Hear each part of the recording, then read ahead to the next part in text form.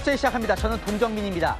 미국이 개입을 검토하는 것으로 알려지면서 중동 정세가 걷잡을 수 없이 요동치고 있습니다. 트럼프 미 대통령이 G7 정상회의 도중 급거 귀국했습니다. 지금 당장 테헤란에서 떠나라는 글을 올리면서요. 돌아오자마자 국가안전보장회의 NSC를 소집했는데요. 더 큰 것이 있다고 하는데 대체 뭘 하려고 하는 건지 긴장감이 극대화되고 있습니다.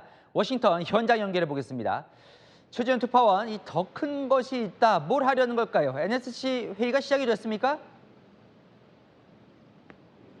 네, 도널드 트럼프 미국 대통령은 약 50분 전에 앤드루스 공군기지로 도착해서 현재 이곳 백악관을 향해 오고 있는 중입니다. NSC 소집 관련된 내용은 아직까지는 전해진 것이 없습니다. 트럼프는 조금 전 SNS에 난 어떤 방식으로든 이란의 평화회담을 요청한 적이 없다 이렇게 밝혔는데요. 그러면서도 NSC가 중동 정세와 관련된 것임을 암시했습니다. 이보다 앞서 SNS로는 즉시 테헤란을 떠나라라고 이란 민간인들을 향해 메시지를 남기기도 했는데요. NSC 결과를 지켜봐야 하겠지만 트럼프 입장에서는 G7 조기 퇴장으로 이란에 강력한 압박 메시지를 보여주면서 자신만의 방식으로 이란과 이스라엘의 전면전을 중재해보겠다는 의지로 보입니다. 자, 뭘 하려는 걸까요? 미국이 개입, 사실상 참전 가능성도 있는 겁니까? 아직 결정된 것은 어떤 것도 없습니다. 하지만 이스라엘과 이란의 양국의 휴전 때문에 이 G7 조기 퇴장을 하는 것은 아니다라고 분명히 밝히기도 했습니다. 트럼프는 SNS를 통해 이란과 이스라엘의 휴전과 무관하다며 휴전보다 훨씬 더 큰 문제 때문이라고 밝혔습니다. 로이터 통신은 트럼프가 이란의 핵무기 완전 포기를 요구할 방침이라면서 핵 문제의 진정한 종식을 원하고 있다고 보도했습니다. 미국 현지에서는 이스라엘이 미국의 군사력을 이용해 지하에 있는 이란 핵시설을 파괴해달라는 신호를 보내고 있다면서 미국의 개입 가능성을 제기하고 있습니다. AP통신은 트럼프가 선택의 기로에 서 있다면서 깊은 개입이 트럼프에게 정치적 위험성을 안겨줄 수 있다고 분석했습니다. 지금까지 워싱턴에서 채널A 뉴스 최주현입니다. 미국이 정말 이스라엘 이란전에 개입을 하려는 걸까요? 트럼프 대통령이 이란 지하 핵시설에 초대형 벙커버스터 투입을 고민 중이라는 보도가 나왔습니다. 이솔 기자입니다.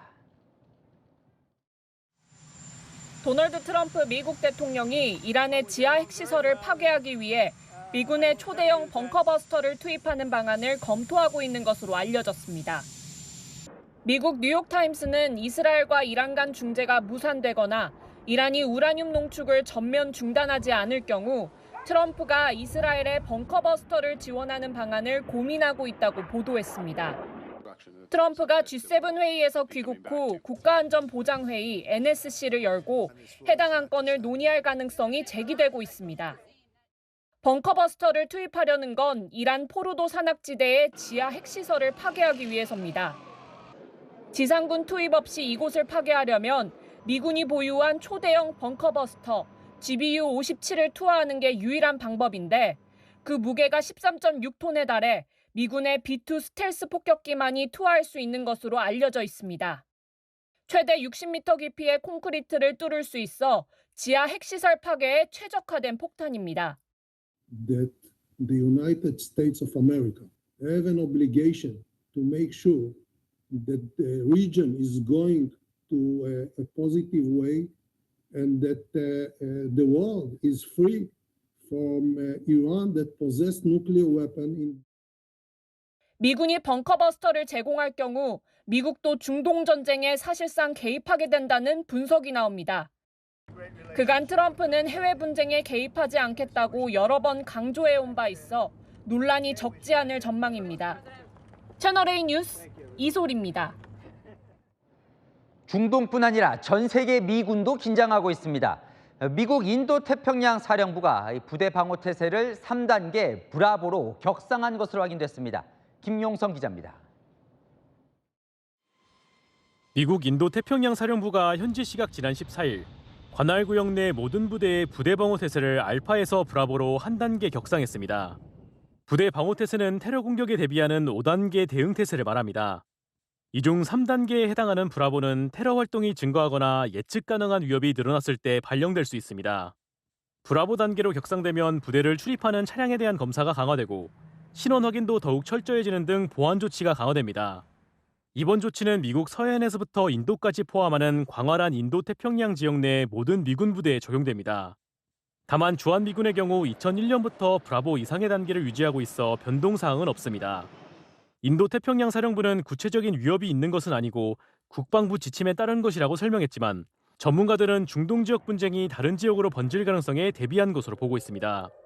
이런 상황이 미국 내부, 외부에서의 테러라든지 네네네. 그러한 군사 공격으로도 이어질 수 있는 것에 대해서 좀 선제적으로 대비를. 미국 본토를 방위하는 미군 북부사령부도 같은 날 부대 방어태세를 강화했습니다. 채널A 뉴스 김용성입니다. 네, 이스라엘과 이란이 연일 공습을 주고받으며 군사적 긴장감이 고조되고 있습니다.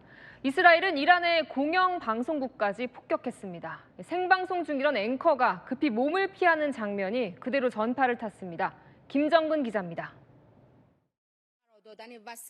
이스라엘의 미사일 공격을 생방송으로 보여주며 비난하고 있는 이란 국영방송 앵커. آنچه که ملاحظه کردید صدایی که شنیدید فضای غبارآلوده 그 순간 커다란 폭발음이 들립니다. استودیو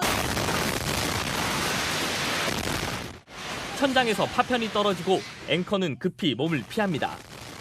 자욱한 회색 먼지로 뒤덮인 스튜디오에서 방송국 직원의 목소리가 울려 퍼집니다.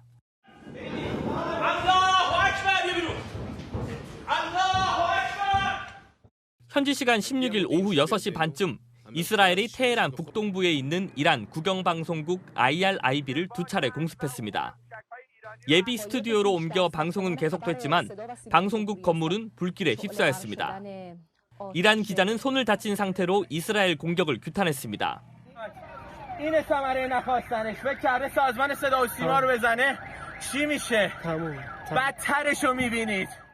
이스라엘군은 이번 공격이 이란이 군사 목적으로 운영한 통신센터를 정밀 타격한 것이라고 주장했습니다.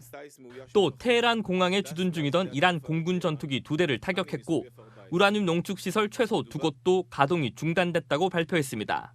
Look, we're doing what we need to do. It's not going to escalate the conflict. It's going to end the conflict. 이스라엘의 공습이 계속되면서 테헤란 주요 도로는 탈출하는 시민들의 행렬이 밤새 이어졌습니다. 생방송 중 폭격을 받고도 방송을 재개한 에마미 앵커는 이란에서 저항의 상징으로 부상했습니다. 채널A 뉴스 김정근입니다. 이란도 이스라엘의 정유회사를 공습하며 반격에 나섰습니다.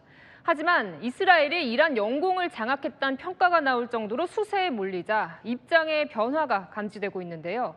이란이 휴전을 원한다는 보도도 나왔습니다. 장하연 기자입니다. 밤하늘을 가르며 미사일이 내리꽂히자 섬광이 번쩍입니다.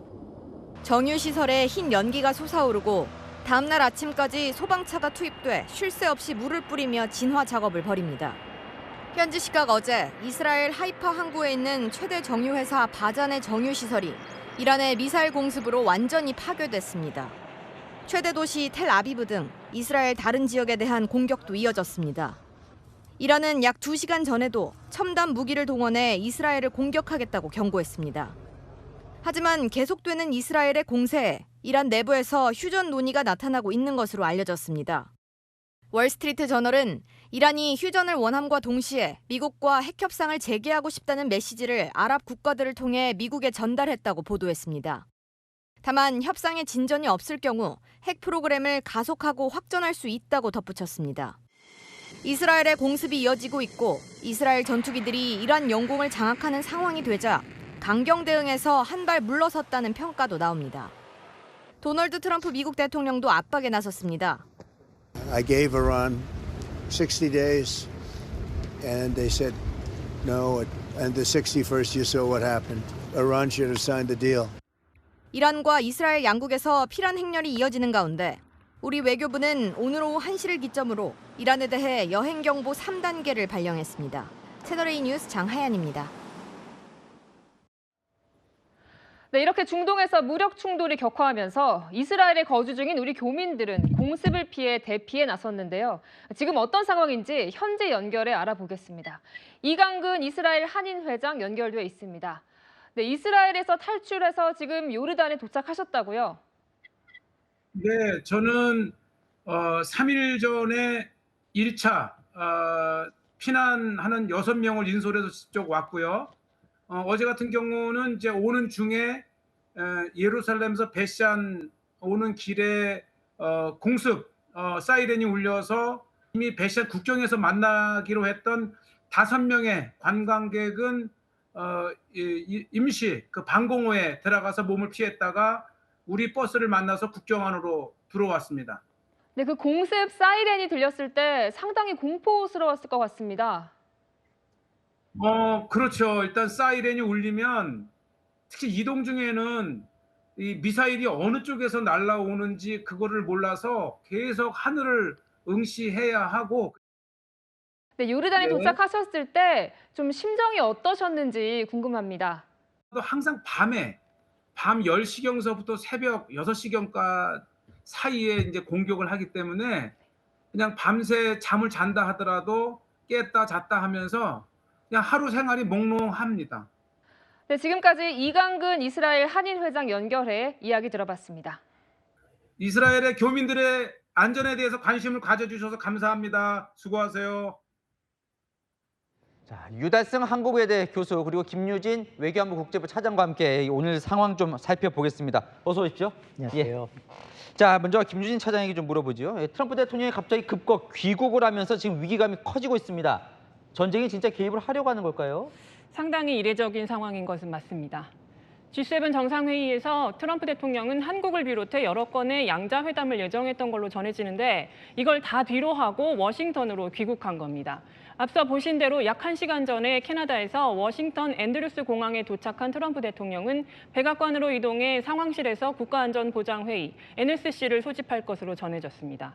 이렇게 즉각 NSC를 소집했다는 건 미국 안보 상황에 중대한 위기가 예상된다는 의미로 보이는 만큼 트럼프가 현 상황을 자국민의 안전은 물론 세계 안보에도 중대한 위협으로 보고 있다는 방증이기도 합니다.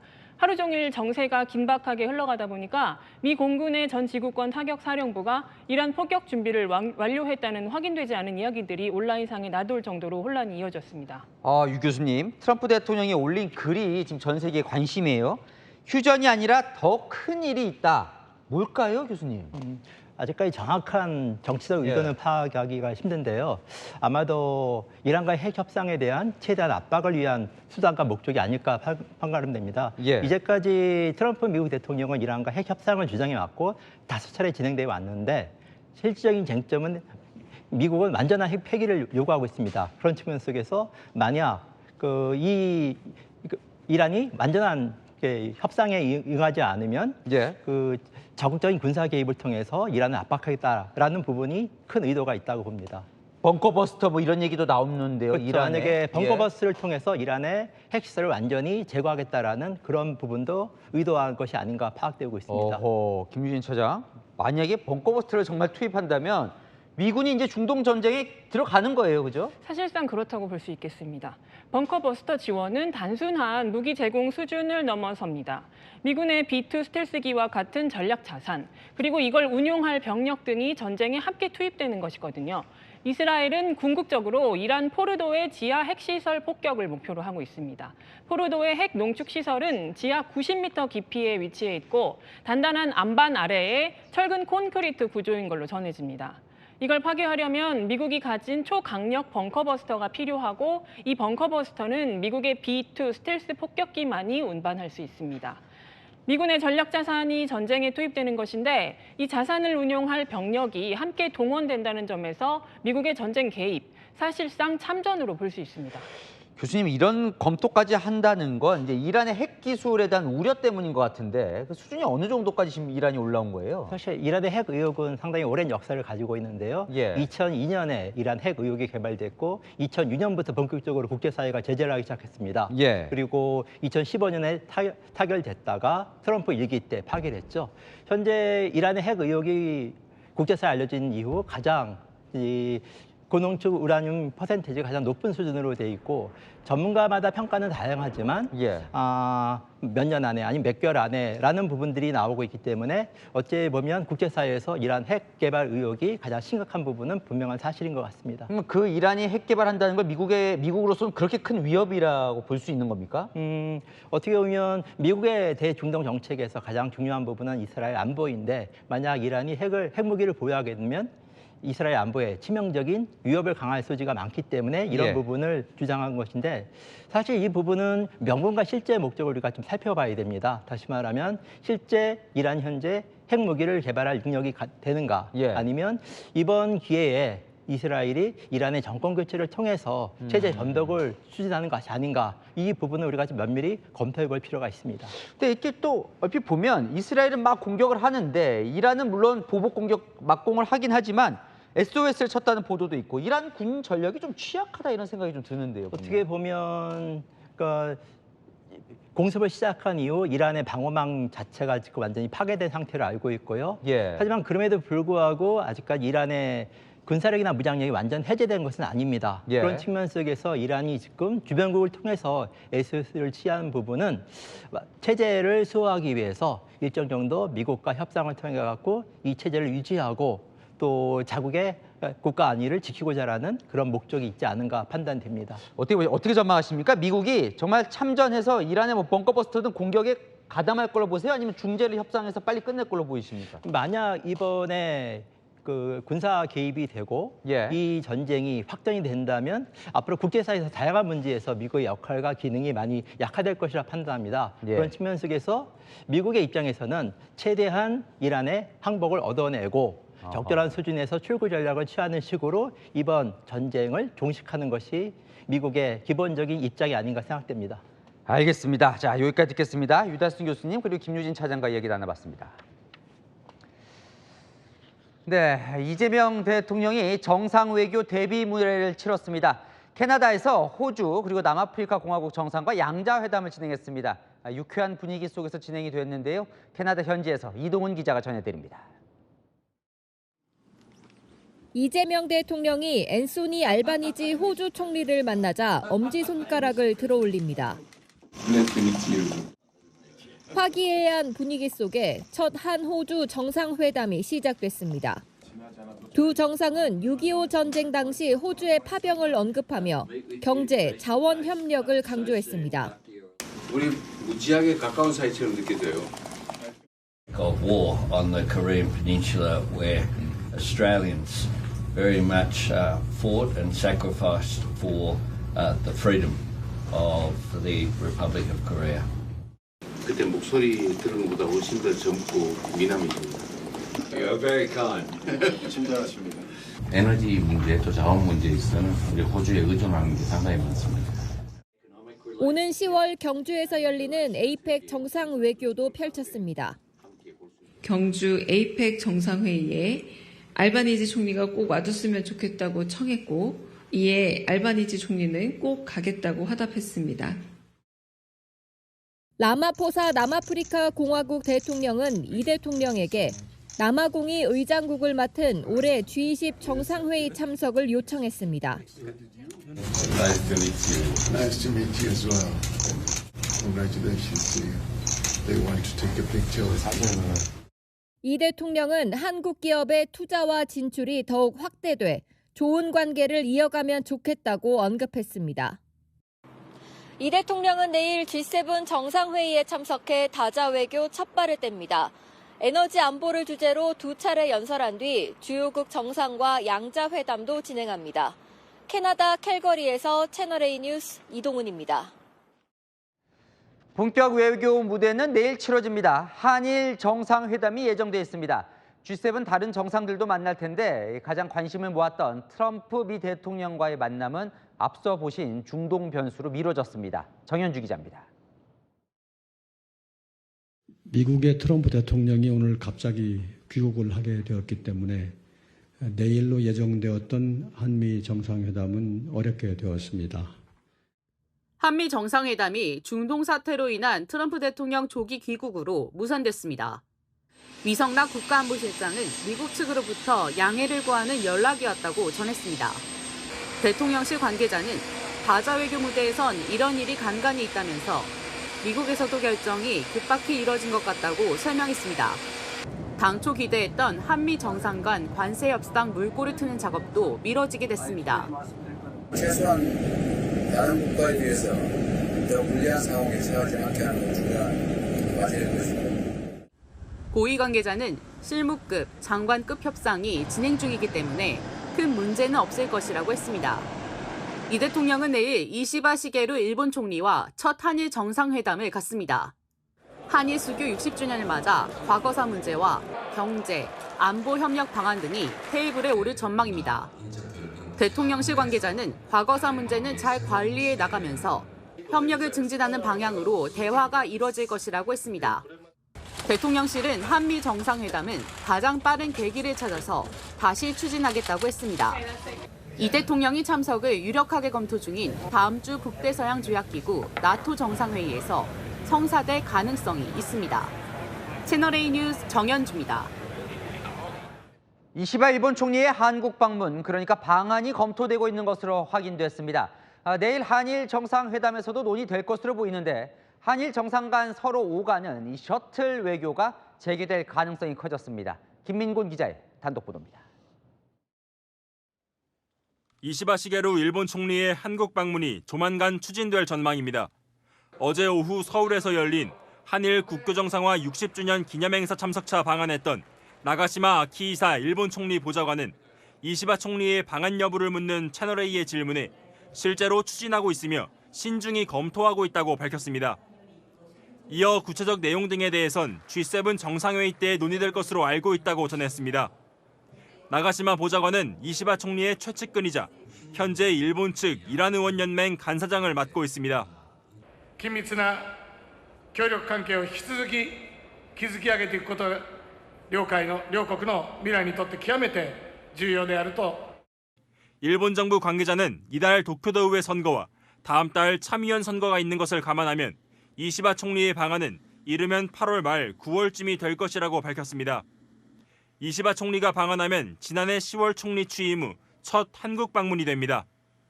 한일 외교가에선 이시바 총리의 방안을 양국 정상 간 셔틀 외교 재개의 신호로 보고 있습니다. 한일 셔틀 외교는 지난해 9월 기시다 후미오 전 일본 총리가 퇴임 전 한국을 방문한 이후 중단됐습니다. それはシャトル外交の重要性というのは韓国がどのような政権であっても変わることはないと. 외교 소식통은 한국에 비교적 온건한 이시바 총리가 한미일 연계 등 한국과의 협력에 의지를 드러내고 있다고 밝혔습니다.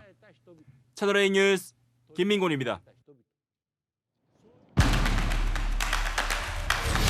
네, 안 기자, 대통령실 출입하는 정치부 이상원 기자 나왔습니다. 한미 정상회담이 하루 전날 이제 불발이 된 건데 패싱이라고 보기는 어렵습니까? 네, 그렇게 보기는 어려울 것 같습니다. G7 정상회의 이튿날인 내일 한미 정상회담이 잡혀 있었죠. 물론 첫날 온 G7 정상들과는 트럼프 미 대통령이 양자회담도 했지만 중동 정세가 급변하면서 예상치 못하게 조기 귀국을 한 거니까요. 내일 호주 총리도 트럼프 대통령과 양자회담이 예정돼 있었는데 취소됐습니다. 그러니까 가면서 사전에 양해는 구했다는 거죠? 네, 미국 측에서 먼저 연락이 와서 양해를 구했다고 합니다. 다자회의 때 종종 이런 일들이 있는데요. 윤석열 전 대통령도 2년 전 일본 G7에서 조르자 멜로니 이탈리아 총리와 정식 회담이 예정됐었지만 이탈리아 홍수 피해로 빨리 귀국하면서 짧은 약식 회담으로 전환된 바 있습니다. 네, 사실 취임 보름도 안 돼서 이 G7 참석을 결정한 게 한미 정상회담 때문이다 이런 시각이 있었거든요. 외교에 좀 차질은 빚어지는 거 아닙니까? 네, 차질이라고 한다면 가장 우려할 만한 대목은 관세 협상 부분이겠죠. 오늘 고위 관계자는 이렇게 말했습니다. 만났으면 추동력이 생길 수 있었지만 큰 문제는 아니다라고요. 근데 어제 일본 총리는 트럼프 대통령과 만나서 관세 논의했던데요. 네, 맞습니다. 그런데 그 점에서 오히려 대통령실은요, 급할 것 없다고 보는 기류입니다. 어제 미일 정상 간 30분을 만나 관세 논의를 했는데 결론은 결렬이었습니다. 관세 협상 패키지들에 실패했거든요. 품목마다 이해관계가 달라서 협상이 쉽지 않았거든요. 대통령실 고위 관계자는요, 오히려 다른 나라와 협상하는 것을 보고 품목별로 전략을 세울 수 있게 된 측면도 있다고 했습니다. 네. 이 대통령이 G7 정상회의 참석을 결정한 또 다른 포인트죠. 정상외교 복원 선언이거든요. 미국 정상은 없어도 내일 프랑스, 영국, 독일, 일본 등 다른 정상들과 만나 대한민국이 외교 무대에 돌아왔다는 메시지를 줄 수 있게 됐다고 말합니다.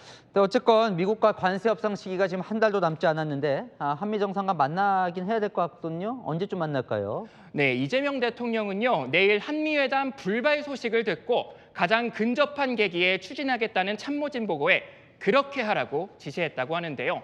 다음 만남을 추진 중인데 일단 다음 주에 예정된 나토 정상회의에 이 대통령이 간다면 그때 이뤄질 공상이 크다고 대통령실은 전했습니다.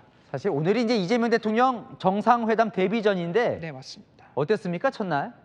네, 이재명 대통령 특유의 스몰 토크 대화 방식이 눈에 띄었습니다. 통상 정상회담 공개 발언 때 동반자 관계, 전략적 파트너십 이런 외교적인 수사를 많이 쓰잖아요. 호주 총리를 만나선 통화 때 생각했던 것보다 훨씬 젊고 미남이시다. 호주 자연경관을 너무 좋아해서 몇 번 방문했다 등 스몰 토크로 분위기를 풀었습니다. 마지막, 김혜경 여사도 데뷔를 했어요. 네, 맞습니다. 김 여사, 캐나다 엘버타 주수상이 주최한 리셉션에 전통 한복을 입고 나왔습니다.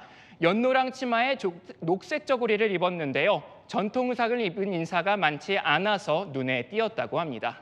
네, 아는 기자 이상원 기자와 살펴봤습니다. 이재명 대통령이 김민석 국무총리 후보자를 둘러싼 의혹에 대해 처음으로 입장을 밝혔습니다.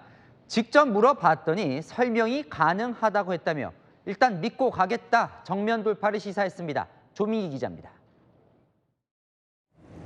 G7 정상회의 참석차 캐나다로 향하는 전용기 안에서 예정이 없던 대통령 간담회가 열렸습니다. 김민석 국무총리 후보자 의혹에 대한 질문이 나왔습니다. 또 한 가지 곤란한 질문이 하지만 일단 총리 후보의 문제는 이 대통령은 김 후보자 본인에게 의혹을 물어봤다고 했습니다. 원인으로서는 충분히 설명할 수 있는 예를 들어 그냥 의혹이 온 것 같다고 말씀하고 계셔서 총리 청문회 과정에서 충분히 설명할 수 있을 거라고 생각이 됩니다. 김 후보자가 설명할 수 있다고 한 이상 믿고 정면 돌파하겠다는 뜻을 분명히 한 겁니다. 부동산 투기 의혹이 불거진 이한주 국정기획위원장에 대해서도 충분히 설명할 수 있다고 하니 본인의 설명을 들어보겠다고 했습니다. 여권 관계자는 대통령이 신뢰를 드러냄과 동시에 당사자들에게 의혹 소명에 책임을 지운 것이라고 설명했습니다. 민주당은 오늘 일제히 김 후보자 엄호에 나섰습니다. 인사 검증이 아니라 이재명 정부의 발목 잡기에만 모든 초점이 모여지고 있는 것은 아닌지 많은 걱정이 됩니다. 채널A 뉴스 조민기입니다. 김민석 후보자도 논란에 적극 해명하며 정면 돌파에 나섰습니다. 아내 눈에 실핏줄이 터질 정도로 가족들 고통이 크다며 사내로서 부끄럽다, 감정을 드러내기도 했습니다. 이현지 기자입니다. 김민석 국무총리 후보자가 오늘 오전 SNS에 두 번째 해명글을 올렸습니다. 김 후보자는 자신과 가족에 대한 의혹 제기로 아내가 고통받고 있다고 토로했습니다. 다 발가 벗겨진 것 같다는 고통을 호소하는 아내 눈에 실핏줄이 터졌다는 겁니다. 다른 삶을 살고 있는 전 부인까지 청문회에 부르겠다고 하니 한 사내로서 무기력하고 부끄럽다고도 했습니다. 2018년 11명에게 1억 4천만 원을 빌린 것은 세금 압박 때문이었다고 재차 설명하면서 오직 인간적 연민으로 1,000만 원씩 빌려준 분들에게 눈물나게 고맙다고 했습니다. 허위 차용증 의혹에 대해서는 같은 날짜, 같은 조건으로 동시에 돈을 빌렸기 때문에 형식이 똑같은 게 당연하다고 설명했습니다. 외신 기자 간담회에서는 야당의 공세를 없는 법적 문제라고 규정하며 정면 돌파 의지를 밝혔습니다. 제 총리 지명에 대해서 비판하거나 반대하는 것에 대해서 충분히 이해합니다. 그러나 반대를 이해한다고 해서 없는 법적 문제가 생기지는 않습니다. 김 후보자는 선거 지원금을 준 기업 대표나 당시 수사 검사를 부르는 건 상관없다면서도 고통을 나눈 주변 사람들은 무슨 죄냐며 가족이나 자금 공여자들의 증인 출석에는 반대 입장을 명확히 했습니다. 채널A 뉴스 이현지입니다. 국민의힘은 김민석 후보자를 향해 결격 사유가 10개나 된다며 자진 사퇴하라 총공세를 퍼부었습니다. 신임 송원석 원내대표 인사 차원 강훈식 대통령 비서실장에게도 강한 우려를 전했는데요. 다음 주 화수 김 후보자 인사청문회 때까지 공세는 이어질 전망입니다. 보도에 손인혜 기자입니다. 국민의힘이 김민석 총리 후보자를 향해 10대 결격 사유를 제시하며 사퇴를 요구했습니다. 수상한 돈줄, 수입을 압도하는 지출, 마이너스 기부, 아들 입시 관련 의혹, 아들 학비 출처 등을 사유로 들었습니다. 이러한 내용만 보더라도 총리 후보자는 스스로 거취를 정하는 게 맞을 것입니다. 특히 번 돈보다 훨씬 많은 돈을 썼다며 정치자금 의혹을 재차 제기했습니다. 번 돈은 5억 1천만 원인데 그걸로 추징금 6억 2천만 원 다 갚고 그다음에 교회 헌금 2억 원 하고 현금이랑 신용카드 2억 3천 하고 쓴 거는 10억 원이 훌쩍 넘어가는 거잖아요. 송원석 국민의힘 원내대표는 강훈식 대통령 비서실장에게 직접 우려를 전달했습니다. 국무총리 후보자는 이렇게 우리 일반적으로 생각하는 국민들이나 우리 야당인 국민의힘에서 생각하는 모습과는 좀 다소 아니 조금 많이 이렇게 거리가 있는 인사가 아닌가 이런 걱정입니다. 여야는 오는 24일과 25일 이틀간 김 후보자에 대한 인사청문회를 열기로 했습니다. 채널A 뉴스 손인혜입니다. 네, SUV 차량이 상가 건물로 돌진해 3명이 다치는 사고가 났습니다. 좌회전 전용 차로에서 무리하게 직진을 시도하다가 옆차와 부딪혀 튕겨나간 건데요. 최다희 기자입니다. 상점 직원들이 무언가를 보고 깜짝 놀랍니다. 순식간에 유리 파편이 매장을 뒤덮고 충격을 받은 여직원은 엎드린 채 한참을 꼼짝도 안 합니다. 구겨진 창틀 사이로 보이는 건 자동차 바퀴. 상점을 덮친 건 SUV 차량이었습니다. 충돌 직전 SUV가 바닥에서 뜬 채로 화단을 가로질러 상가로 돌진합니다. 급히 몸을 피한 행인들이 차량이 충돌한 쪽을 바라봅니다. 손님한테도 차가 날랐어요. 나르는 거 봤어요. 너무 놀라서 그랬다니까요. SUV 차량은 좌회전 차로인 1차로에서 직진하다가 2차로에서 좌회전하던 승용차와 부딪혀 튕겨나갔습니다. 이 사고로 50대 SUV 운전자와 상점 안에 있던 40대 여성 2명이 다쳐 병원으로 옮겨졌습니다. 직원분들 괜찮으신지 또 들어서 확인해 보니까 또 이제 팔에 피도 흘리시고 다행히 생명에는 지장이 없는 걸로 전해졌습니다. SUV 운전자의 음주나 마약 투약 정황은 발견되지 않았습니다. 경찰은 운전자가 주행 방향과 일치하지 않는 차선에 들어섰다가 사고가 난 것으로 보고 정확한 경위를 조사 중입니다. 채널A 뉴스 최다희입니다. 이른 새벽 도심 한복판에서 아찔한 역주행 추격전이 벌어졌습니다. 40분 넘게 이어진 도주국은 경찰차 8대가 차량을 포위하고 나서야 끝났는데요. 무슨 일이 있었던 건지 김세인 기자가 취재했습니다. 검은색 승용차가 마주오는 차량들을 요리조리 피해 역주행합니다. 경찰 순찰차가 따라붙자 중앙선을 가로질러 이리저리 피해 달아납니다. 유턴을 해서 경찰 추격을 따돌리려던 차량은 순찰차 8대에 겹겹이 포위된 뒤에야 멈춰섭니다. 경찰관이 다가가 빠르게 운전석에 있던 50대 여성을 차량 밖으로 끌어냅니다. 한 3-4대 보고 경찰차에 경고 이제 소리 나는 거 경찰차 위에 소리 나잖아요. 50대 여성이 모는 차량은 서해안 고속도로 남한산 IC 근처부터 경찰 순찰차 6대를 잇따라 들이받았습니다. 40분 동안 13km 넘게 경찰 추격을 받으며 달아났습니다. 경찰은 이곳 사거리에서 여성을 검거한 뒤 음주 측정을 했지만 음주는 감지되지 않았습니다. 경찰은 운전자를 도로교통법상 난폭운전과 특수공무집행방해 혐의로 입건하고 약물투약 여부 등을 검사할 계획입니다. 경찰은 운전자가 조사 과정에서 불안 증세를 보이고 자해를 시도해 응급 입원을 시키는 방안을 검토 중이라고 밝혔습니다. 채널A 뉴스 김세인입니다. 술을 마시고 운전대를 잡은 전직 격투기 선수가 경찰 검문을 피해 광란에 도주국을 벌이다 검거되는 일도 있었습니다. 경찰관을 위협하기도 했는데 순식간에 제압당했습니다. 공국진 기자입니다. 경찰이 검은색 승용차에 정지 명령을 내립니다. 차적 조회 결과 면허가 취소된 차량으로 드러난 겁니다. 잠시 멈추는 듯한 차량. 경찰관이 다가가자 속도를 내며 달아납니다. 차선을 이리저리 넘나들며 난폭 운전을 하더니 급기야 학교 안으로 들어갑니다. 정원과 건물 통로를 마구 휘젓는 차량. 학교를 빠져나오자 멈춰선 차들에 꼼짝없이 갇힙니다. 경찰관들이 창문을 부수며 문을 열려고 시도하자 건장한 체구의 운전자가 밖으로 나옵니다. 경찰관을 밀치며 돌진하는 순간 한 경찰관이 넘어뜨리면서 제압하는데 성공합니다. 운전자는 전직 격투기 선수인 30대 A씨. 체포된 뒤에도 욕설과 행패를 이어갔습니다. 자기가 격투기를 했었다. 내가 격투기를 한 사람이니까 너를 쉽게 제압할 수 있다. 한 번 붙자. 이런 얘기를 했습니다. A씨는 2km 구간을 달리며 과속과 급차선 변경을 반복했고 학교까지 휘젓고 다녔습니다. 다행히 토요일이어서 학생이 등교하지 않아 인명피해로 번지진 않았습니다. 운전면허 정지 수준의 음주 상태였는데 음주운전으로 적발될까봐 달아났다고 진술했습니다. 채널A 뉴스 공진입니다. 훈련을 위해 미국에 갔던 우리 소방관들이 현지에서 발빠른 구조 활동을 펼쳐 화제입니다. 교통사고를 목격하곤 지체 없이 구조에 나선 건데요.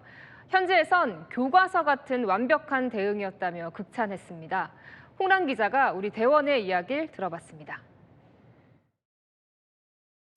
완전히 찌그러진 차량이 뒤집혀 있습니다.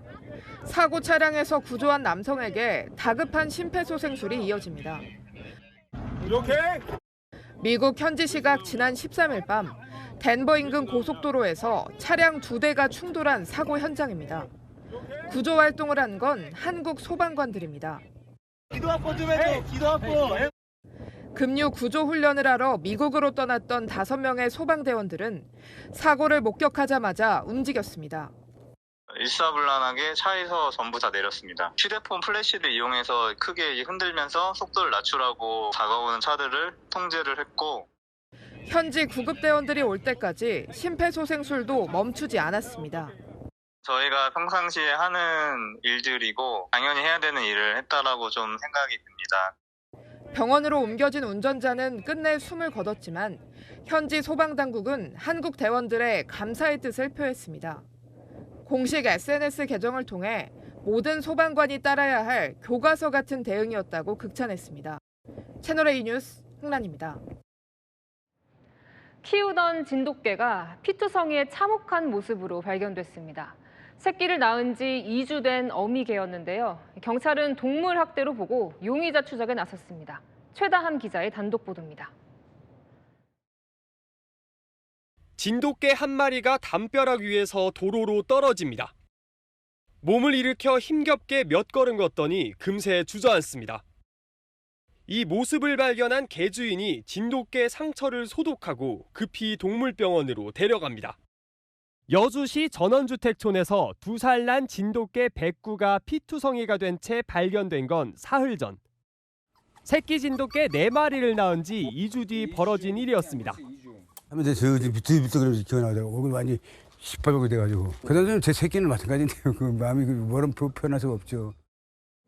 동물병원은 상처로 볼 때 누군가 둔기로 백구의 머리를 반복해서 가격한 걸로 보고 있습니다. 삽과 같이 둔탁한 물질에 의해서 위에서 아래로 찍었던 그런 상처인 것 같아요. 그리고 여기 한 군데가 아니면 5군데가 똑같은 상처가 있거든요. 신고를 받은 경찰은 동물학대 혐의가 있다고 보고 용의자를 찾고 있습니다. 채널A 뉴스 최다함입니다. 네, 우리나라 탈모 인구는 1,000만 명. 모발 이식을 고민하는 분들 많은데요. 그런데 지역마다 그리고 병원마다 이식 비용이 천차만별입니다. 가격 차이가 나는 이유 무엇 때문일까요? 광민경 기자입니다. 모발 이식 전문 의원입니다. 문을 열자마자 환자들 발길이 이어집니다. 선입견에 좀 일단 서울이나 이런 데가 좀뭐 경력 뭐 후기도 많고 일부 수분도 많고 이러다 보니까. 모발 이식은 명암과 비슷한 면적인 2,000모 기준으로 200만 원부터 600만 원대까지 다양합니다. 3,000모에 650만 원 했어요. 6군데 돌아다녔어요. 비싼 데는 1,000만 원도 넘고 병원 안에서도 선생님마다 추가 비용이 또 내야 되거든요. 머리에 대해서는 투자하고 싶었던 거죠. 왜? 가치가 있으니까. 단점은 돈 많이 든다는 거예요, 솔직히. 건강보험이 적용되지 않는 시술이라 병원마다 차이가 나는 겁니다. 환자들은 비용만 보고 병원을 결정하는 경우가 많은데 싼 가격에 혹했다가 낭패를 볼 수도 있습니다. 싼 게 비직덕이라는 말이 괜히 있는 게 아니더라고요. 재수술이 훨씬 더 비싸거든요. 비용을 아끼려고 수술을 한 건데 결과적으로는 비용이 더 든 거잖아요. 광고나 후기를 믿었다 부작용을 겪기도 합니다. 이식모들이 전부 곱슬로 나니까 너무나 큰 스트레스를 받고 있고. 전문의들은 먹거나 바르는 약으로 2, 3년 치료해보고 그래도 자라지 않는 부위에만 이식하는 것이 좋다고 조언합니다. 30대까지는 모발 이식은 가급적 피해야 되고 정확히 진단받고 해야 돼요. 자기 주관하에 나는 모발 이식하겠다고 가는 거는 굉장히 잘못된 일이에요. 또 의료진이 시술과 경과 체크를 연속성 있게 진료하는 것이 중요하다고 설명했습니다. 채널A 뉴스 광민경입니다. 네, 요즘은 신용카드나 간편 결제를 많이 쓰면서 10원짜리 동전 쓸 일 줄었죠. 일상에서도 점점 자취를 감추고 있는데요. 쉽게 없애지 못하는 이유가 있다고 합니다. 여인선 기자가 알아봤습니다. 현금으로 장을 보며 10원 단위 거스름돈을 요구해봤습니다. 10원짜리는 없어. 꽤 오래돼서 쓰는데. 대부분 손님들이 카드 결제나 계좌이체를 선호하고 물건 금액 단위도 1,000원 이상으로 책정된 경우가 많아 동전 보기가 쉽지 않습니다. 이렇게 10원 유통이 줄어들면서 한국은행은 2020년부터 10원짜리 발행을 꾸준히 줄였고 지난달에는 역대 최저 수준으로 떨어졌습니다. 10원의 필요성은 떨어지는데 제작 비용은 올랐습니다. 동전 재료인 구리값이 오르며 10원짜리 하나를 만드는데 액면가의 3배가 넘는 돈이 들어갑니다. 일각에선 10원짜리 동전을 없애도 되는 것 아니냐는 의견이 나오는데요. 마트나 전통시장에는 이렇게 90원 단위로 책정된 상품들이 있어 여전히 10원짜리 동전이 사용되고 있습니다. 현금으로 결제할게요. 네, 10,000원 받겠습니다. 이렇게 현금으로 결제하면 잔돈이 발생합니다. 10원 단위 거래가 없어지면 화폐 단위가 커져 물가가 오를 수 있다는 우려도 나옵니다. 지금 단계에서는 저희가 발행 수요가 이제 꾸준하다가 보고 발행 중지를 검토할 단계는 아니다. 10원짜리를 동전 대신 지폐로 발행할 수도 있지만 그럴 경우 내구성이 떨어져 자주 교체를 해야 돼 비용 부담이 더 커질 수 있습니다. 채널A 뉴스 여인선입니다. 네, 반려식물 들어보셨습니까? 요즘은 키우는 식물도 이렇게 부른다는데요. 동물병원처럼 병들고 아픈 식물에 맞춤 처방을 제공하는 반려식물 클리닉도 늘고 있습니다. 김민환 기자입니다. 집에서 키우는 다육식물을 들고 클리닉을 찾은 여성. 식물이 시들어 걱정입니다. 자꾸 여기가 오므라들고 통통했는데 지금 너무 여기 살이 다 빠졌어요. 말라버렸어요. 식물 보호기사 자격증이 있는 상담사가 뿌리 상태부터 확인합니다. 물이라고는 잘 미안해. 새 흙에 식물을 다시 심어줍니다. 잎이 손바닥만 한 몬스테라는 자꾸 기울어 클리닉을 찾았습니다. 잘 몰라가지고 그래도 물만 줬는데 힘이 없어가지고 넘어지는 것 같고. 네네. 화분에 핀 곰팡이를 소독하고 지지대 사용법까지 알려줍니다. 클리닉을 찾는 대표적인 사례는 병충해와 분갈이 문의, 생육장애 상담입니다. 전문가가 맞춤형 처방을 내려줍니다. 첫째는 빛 관리, 그다음에 또 두 번째는 통풍 관리라고 생각을 하고 통풍이 잘 안 된다 그러면은 식물이 병충해가 잘 생기겠죠. 서울시 반려식물병원에선 전문가 왕진도 가능합니다. 다육이 키우는데 자신감이 생겼어요. 이렇게 살릴 수 있는 거구나라는 거 알고 좀 책임감 좀 생기게 된 것 같아요. 서울시가 운영 중인 반려식물 클리닉은 9곳으로 모두 무료입니다. 이달 중에는 5곳 더 늘릴 예정입니다. 채널A 뉴스 김민환입니다. 낮 기온이 30도를 웃도는 날들이 이어지고 있습니다. 올여름은 더 더울 거란 예보에 벌써부터 걱정인데요. 무더위를 조금이라도 덜 수 있도록 곳곳에 폭염 대비 시설이 들어섭니다. 김설혜 기자입니다. 도로 중앙선에 박혀있는 사각형 모양 블럭 옆으로 물이 뿜어져 나옵니다. 뜨거워진 도로를 식히는 쿨링로드입니다. 사람 키보다 높은 곳에서는 물 한 개가 퍼져 나옵니다. 더위에 지친 시민들이 잠시 발길을 멈춥니다. 너무 더워요. 좀 찝찝할까 그랬는데 되게 청량감이 있고 좀 기분이 약간 산뜻해지는 느낌? 지난해 최고 기온이 33도 이상인 폭염 일수는 33일로 4년 전보다 8배 넘게 늘었습니다. 기상청은 올해도 평년보다 더 더운 여름이 될 거라고 예보했습니다. 서울시는 건물 옥상에 태양광 반사 페인트를 칠한 쿨루프 77개를 추가 설치하고 그늘막과 인공 물안개, 쿨링 포그도 늘립니다. 쿨링 로드도 2곳 더 만들기로 했습니다. 올해는 폭염 대피 시설을 알리는 QR코드도 만들었습니다. 그늘막에 부착된 QR코드를 찍어보겠습니다. 폭염 탭을 누르고 무더위 쉼터 버튼을 누르니 가장 가까운 쉼터의 위치와 동선이 나옵니다. 서울시는 폭염특보 발효 시 물청소차 운영도 늘리기로 했습니다. 채널A 뉴스 김설혜입니다. 삶의 끝이 누군가에겐 또 다른 시작이 되는 숭고한 선택이 있습니다. 바로 장기 기증인데요. 채널A는 오늘부터 4회에 걸쳐 연속 보도를 시작합니다. 끝, 또 다른 시작. 100명 넘는 환자에게 새 삶을 선물하고 떠난 두 아이의 아빠 장상빈 씨의 이야기로 문을 엽니다. 이다혜 기자입니다. 장기 기증 수술 전 마지막 인사를 전하는 가족들. 너무 나빠요. 일어날 거 없었어. 아이는 어리둥절하기만 합니다.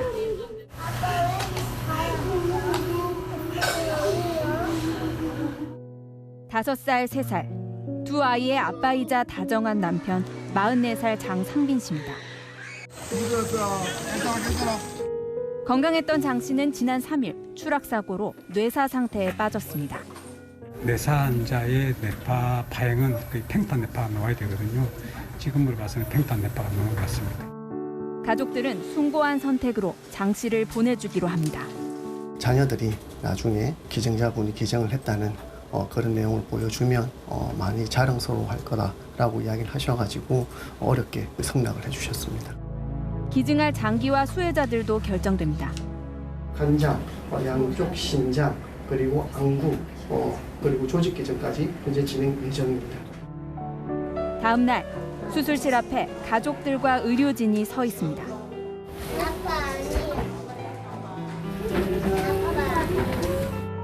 생명 나눔의 마지막 길을 함께하는 이른바 울림길입니다. 나눔의 사랑을 실천하고 가시는 기증자분. 진짜 너무 좋은 아빠였어요. 고생 많았어요. 인체 조직까지 기증해 100명이 넘는 환자들에게 새 삶을 선물한 장 씨. 엄마는 아이들이 그 뜻을 기억하길 바랍니다.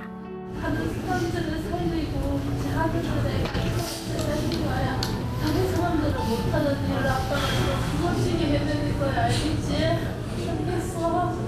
꼭 기억해. 최종 뇌사 판정까지는 까다로운 검사를 거칩니다.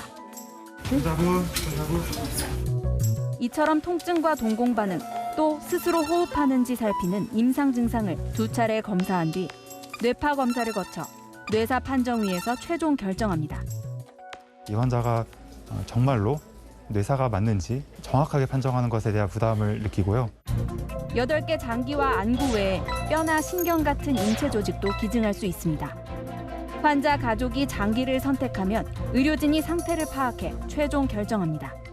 장기가 다 적출되더라도 외형상 봐서는 그런 거는 인지하지 않을 정도로 고인의 유가족이 보았을 때 이렇게 불편한 마음이 없도록 그렇게 최선을 다해서 하고 있기 때문에 새 삶을 선물하는 기적은 계속됩니다. 고인이 주신 나눔의 사랑이 더욱 널리 퍼지게 해주시고 가시는 길에 편안과 안식이 있으시기 빕니다. 집을 시작하겠습니다. 채널A 뉴스 이다혜입니다. 국민의힘 신임 원내대표가 선출되자마자 당 투톱이 충돌했습니다. 당 개혁을 두고 혁신위원회 설치와 전당원 투표 중 뭘 먼저 할 거냐 생각이 다릅니다. 백승현 기자입니다. 어제 선출된 송원석 국민의힘 원내대표는 첫 원내대책회의에서 당 혁신위원회를 설치하겠다고 밝혔습니다.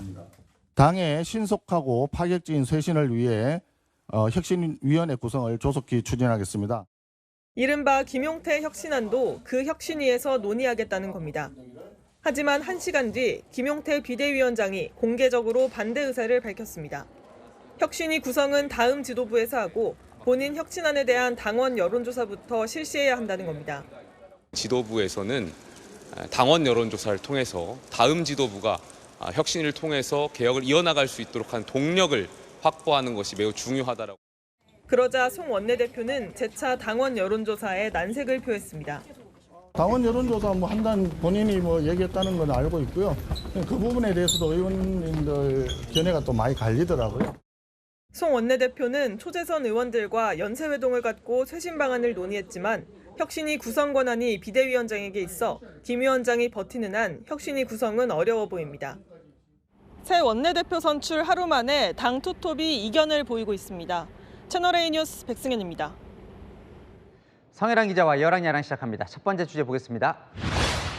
김건희 여사가 어딜 미리 갔을까요? 네, 특검 수사가 임박하자 미리 병원에 간 것 아니냐는 주장이 민주당에서 나왔습니다. 김 여사의 입원 소식이 어제 저녁쯤 전해졌는데 왜 하필 이때냐며 의심하는 거죠. 김건희 특검법인데 통과되면서 김건희 씨는 예상하지 않겠습니까? 미리 좀 병원에 간 거 아닌가 생각이 좀 들어서. 구속을 면하기 위해서 병원에 간 게 아닌가라는 생각을 합니다만 만약 아프시면 빠르게 쾌유하시길 바랍니다. 미리 갔다는 건 좀 안 아픈데 갔다는 의미가 담겨 있는 것 같은데요. 우울증이 있다는 거죠? 네, 김 여사 측은 호흡곤란이 올 만큼 상태가 좋지 않다고 하더라고요. 수사를 피할 목적이라면 오히려 특검 조사가 들어올 때 맞춰서 입원하지 않았겠냐고요. 야당에선 이런 목소리도 나왔습니다. 한때는 국무였잖아요. 얼마나 스트레스를 받겠습니까? 그런 아픔이 있었겠죠. 저는 정확한 내막은 잘 모르겠습니다만은. 이 김건희 특검은 어떻게 진행이 되고 있습니까? 이 김 여사 대면 조사를 하겠죠? 네, 민중기 특검은 김 여사 입원 소식을 언론 보도로 알았다면서요. 대면 조사 필요성을 묻자 이뤄지리라 생각한다고 했습니다. 오늘 이근처 광화문에 있는 정부 소유 사무실에 김건희 특검팀이 입주하기로 사실상 확정됐는데요. 김 여사 소환 조사가 이뤄질지도 주목됩니다. 네, 다음 주에 보겠습니다.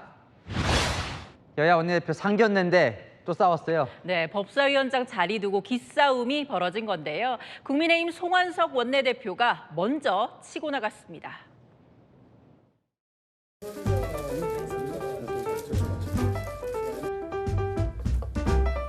원내 2당이 법사위원장을 가짐으로써 상호 간의 견제와 균형을 우리 국회의 오랜 관행이었습니다. 정치는 늦으면 책임이라는 비난을 받습니다. 자, 이 야당 원내대표가 법사위원장 달라고 한 건데 거절당했네요. 네, 정청래 법사위원장이 사직하면서 공석이 됐잖아요. 국민의힘은 법사위원장과 함께 예결위원장 자리도 원래 야당 몫이라고 돌려달라고 했습니다. 이 치열한 자리 싸움 여야 원내대표 선거 때부터 예상은 됐었죠. 국회의장을 가져가면 원내 2당이 법사위원장을 가져가는 것이 오랜 국회의 전통이었는데 더불어민주당이 완전히 무시했습니다. 주진우 의원을 제가 의원회관에서 만났습니다. 내가 꿈도 꾸지 말라고 했는데 어떻게 생각하시오? 라고 했더니 예, 의원님 알겠습니다. 참고로 주진우 의원한테 물어봤더니 선거에서 꼭 이기시라며 덕담 건넸던 것인데 선거에 이용만 하고 결국 졌다고 쓴소리 하더라고요. 네, 하나 더 보겠습니다.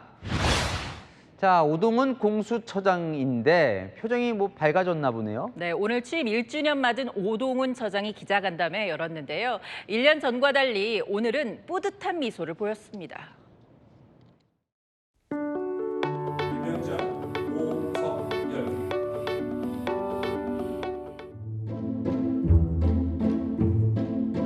처장, 지금 올 겁니까? 안 할 겁니까? 지금 뭡니까? 안 합니까?